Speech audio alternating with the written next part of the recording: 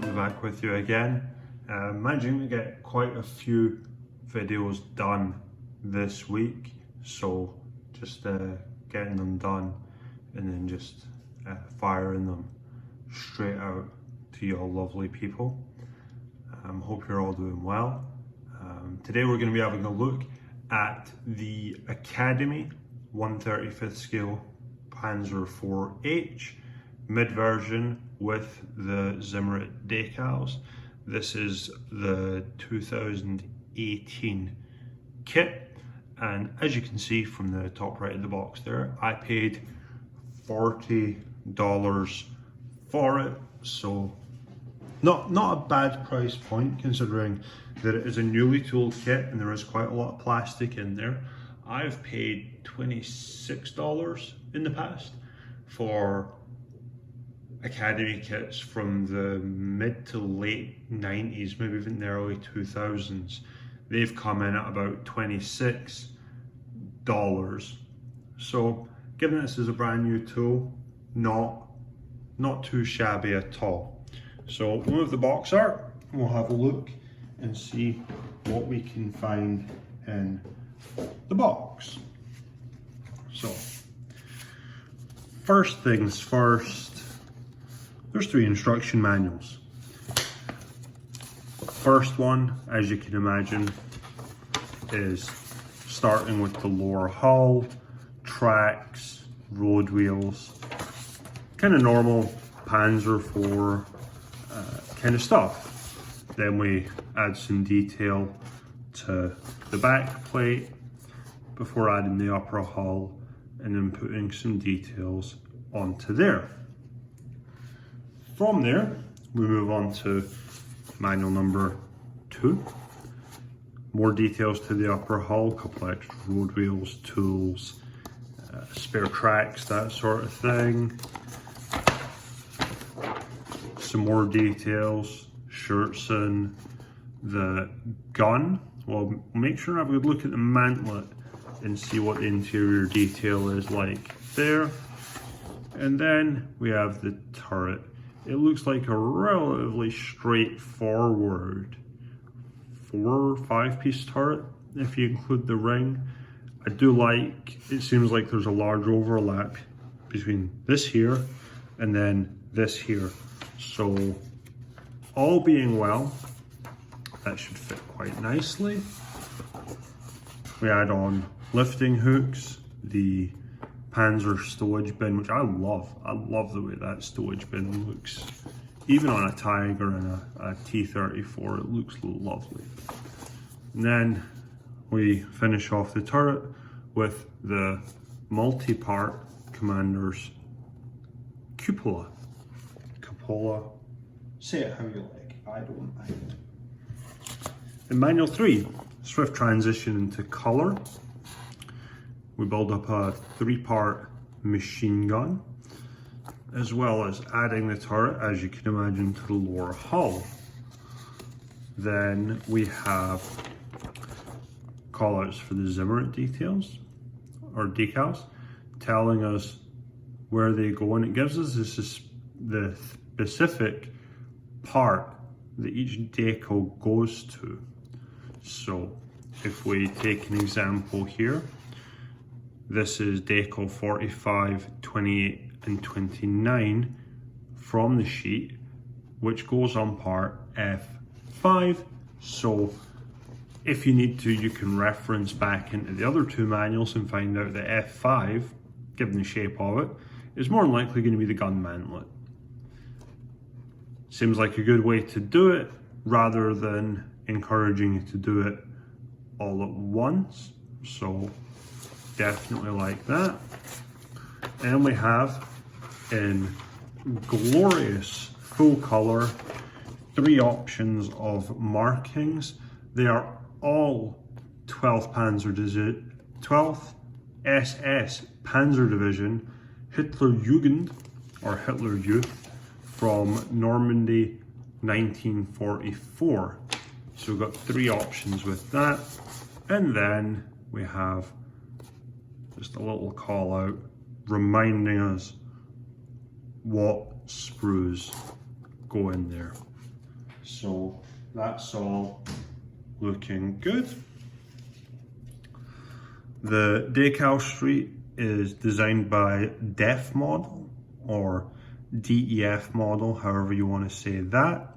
We've got an extinguisher bottle label here. We've got Wilma, Paula and Steffi for names, as well as 4 Balkenkreuz and 3 numbering options to go with the 3 paint schemes. And I have to say, 635 looks very hand painted. I like that. It doesn't look like it's been put on by a machine. It looks like it's been put on by a human in a field. And there's some uneven parts on 618 and 615 as well. If you look at the number 1s on 615, and again, the number 8s kind of have different thicknesses as well as different relationships in height to each other. So I like that it's not all cookie cutter on that. Very good. This is the main new part of the kit, printed in Sejong, which I believe is here in South Korea, by DEF model, DEF model. This is the Zimmerit. It has a nice texture to it. I'm running my thumb over it just now. And you can see as well in places like here, there looks to be some damage already accounted for, which is good. Up here as well on number 36, right up here, this guy. There's some areas that look like they're a bit worn, and maybe the grooves that they put into the paste as it's applied didn't come out quite evenly. So that all looks very good. Here's the mantlet parts 28 and 29 that I was talking about. You can see how that just kind of wraps around the mantlet there. So I think this looks good. The paper on both sets wasn't too thick, so they look like they should go down a treat, not messing about with putty for hours and hours and hours and hours, which is always nice. What we're going to do is we're going to have a look at the plastic now. So I didn't mention it when we were going over the instructions, but it is a 3-piece hull. So we've got the floor and the 2 sides, as well as an engine deck, and then some other parts that go on here. Got 2 options for the front mantlet, riveted or not, which is nice. This I think is going to be the back plate. Not quite sure where 11 and 16 go. I want to say they're the driver's hatches, but I know that that's incorrect, so we'll leave that alone. All being said though, with it being new molds, everything does look very clean.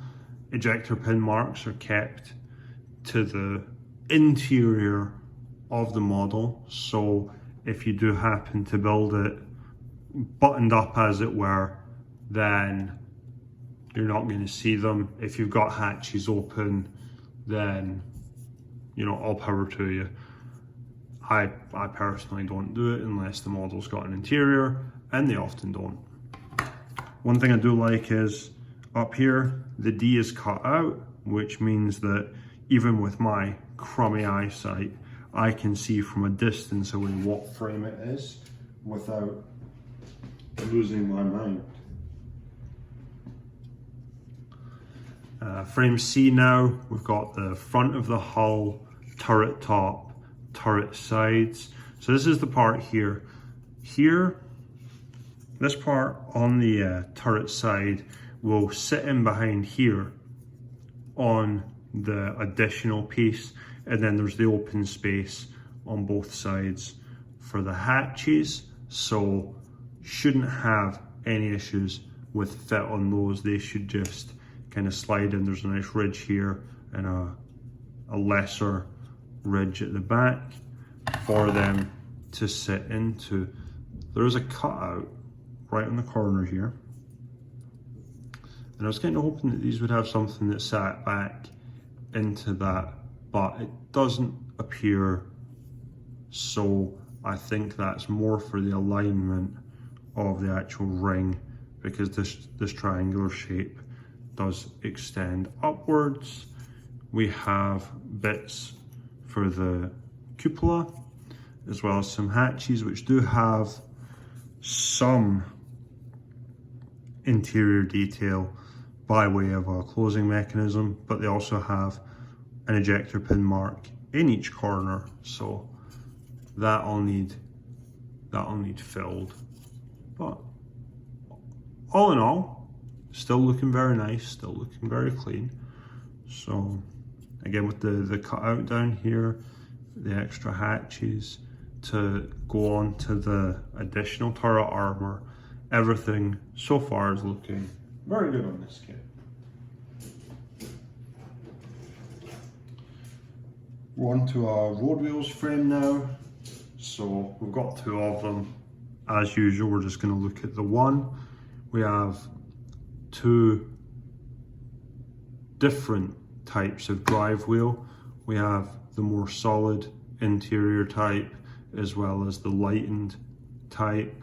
We've got our road wheels, which do have some molding on them. They say Zimmerit 470-75-359. I know that Continental, and I was talking about this the other day, I know that Continental did make road wheels or road tires for Wehrmacht vehicles, but I'm not sure if they were the only ones. Anyway, it's detail that is there.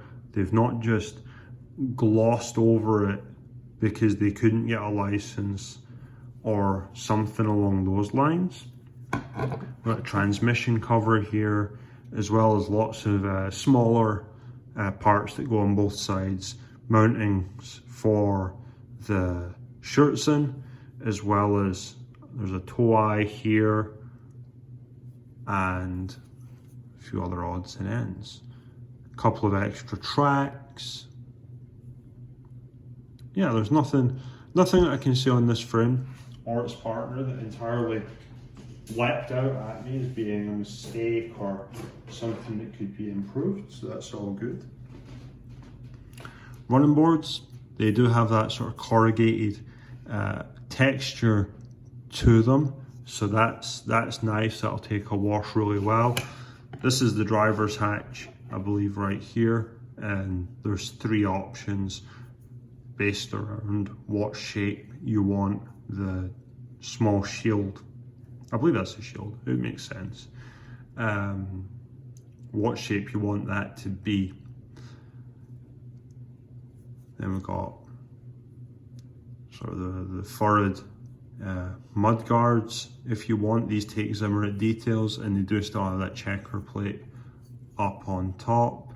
There's a part here, number 24, that has come away with this from the sprue a little bit, but it doesn't appear to be damaged, so I'm not going to fault them for that. It's come away cleanly, as it were. So we've got the gun mantlets as well. We've got two different types. They are slide molded. I think you can see into them there. They're quite nice.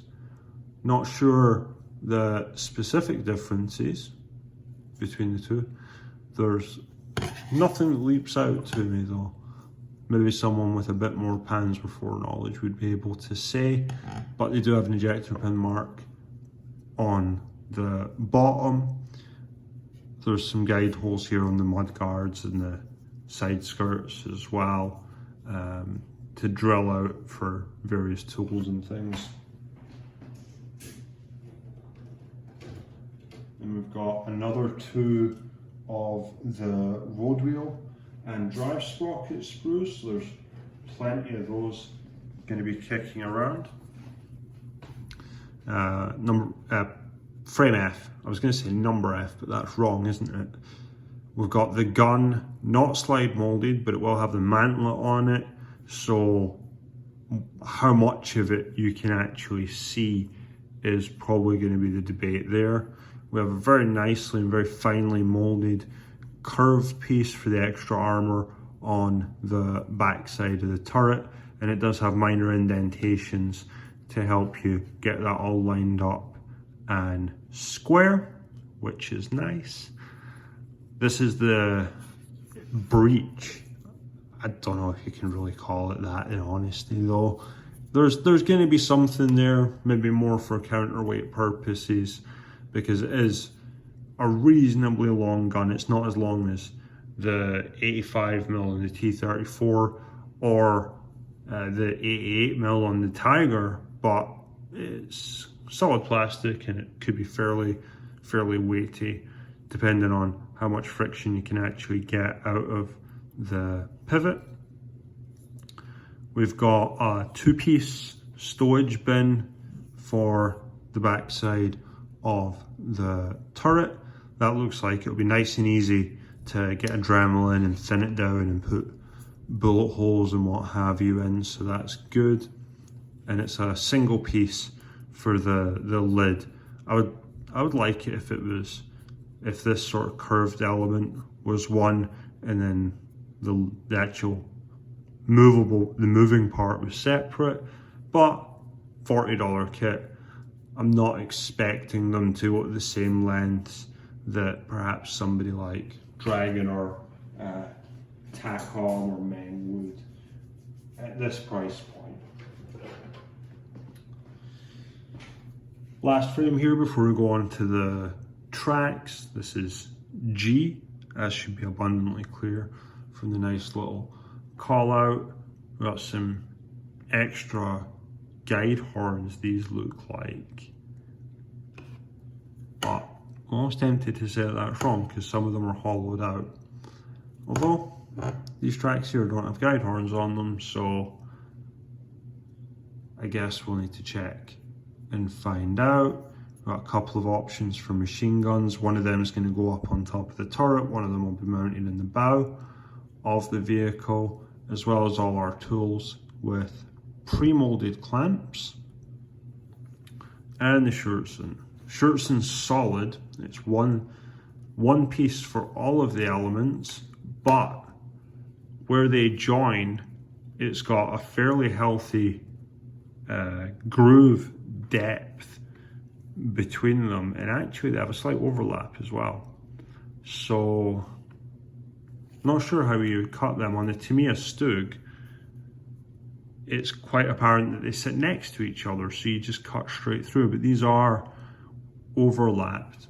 I would like to see them as separate parts on the plastic, not as photo etch, but on the plastic. But we go back to the argument of it's a $40 kit as opposed to an $80 kit. So I'm sure that there's a nice easy way to separate those out so that they look good but also become separate parts, even if it's just maybe cutting out like a middle one or one of these end ones, just to get the effect you're looking for, and then leave the rest kind of solid.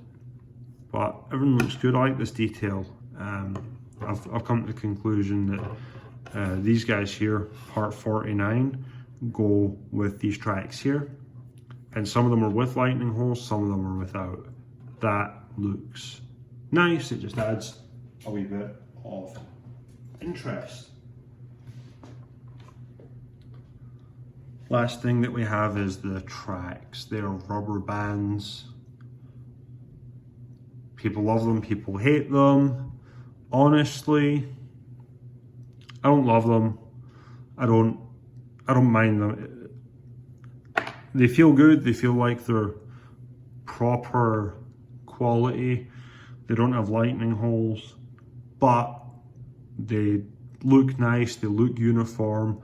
There is a bit of a kink right here, but no pin marks or anything that need to be messed around with, and it's just as simple as you put them together and glue them.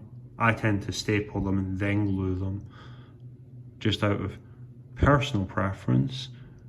but you definitely don't melt these like he used to do with the Tamiya ones. So that's very good. And then a piece of white string to do your tow cables. It's a piece of white string. Serves the purpose. I'm not going to spend 20 minutes talking about that. So, there we have it. 1/35th scale Panzer IV H mid version for the SS Hitlerjugend. I'm pretty sure I messed up the pronunciation there. But for $40, I think this would be an excellent kit. I highly suggest that you go and grab one and just throw it in the stash, because unless Academy realizes what a mistake they've made having it at that low price, I don't foresee it being around forever. It might just be one that they do for a short period of time. Anyway, don't forget to like and subscribe. It's been a pleasure having you round once again, and stay safe, and we'll catch you next time. Bye bye.